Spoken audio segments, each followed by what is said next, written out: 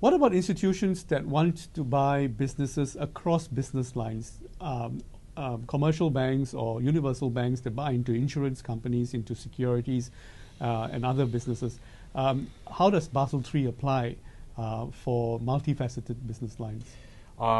It's very clear that Basel III has the rule of treating risk consistently, and in order to avoid, for instance, double gearing, we are asking for the deduction of participation in insurance companies. That can be tough for those banks that are more in the bank assurance sector, although we have, kind of some special treatment, some limits. But generally speaking, this can be tough for some banks that have this type of business model. The reality is that if we want to avoid double gearing, that is, the same capital is used to cover two risks, there's no way out of dealing with this than being tough.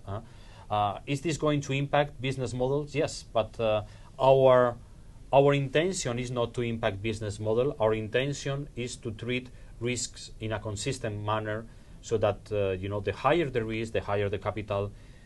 If in the case of participation in other financial firms, avoid the problem of double gearing, that the same capital is used to cover risk in two different sectors.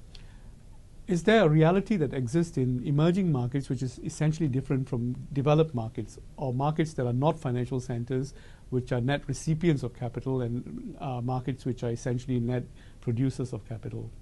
I don't see this.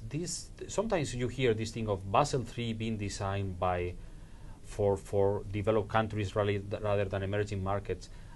I don't see like that. I think that what we are doing is designing a system that is safer, and probably saving some emerging markets from the mistakes that we have done. For instance, take the issue of quality of capital.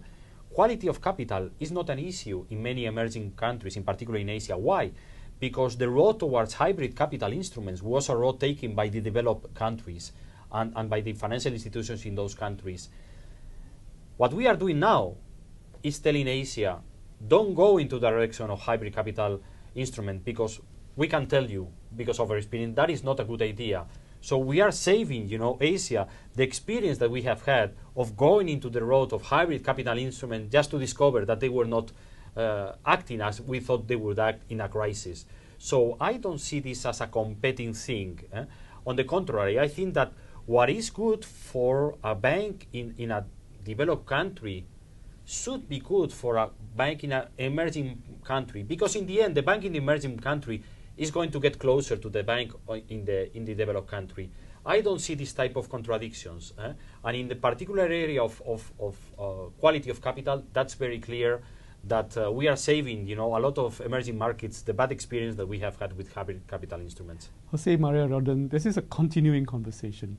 I think we'll pause at this point, and I'd like to talk to you again at some point in the future. And where we can take this conversation forward. Yeah, let's see where Basel III takes us. Absolutely. Absolutely. Nice talking to you again. Thank you very much. Thank you very much.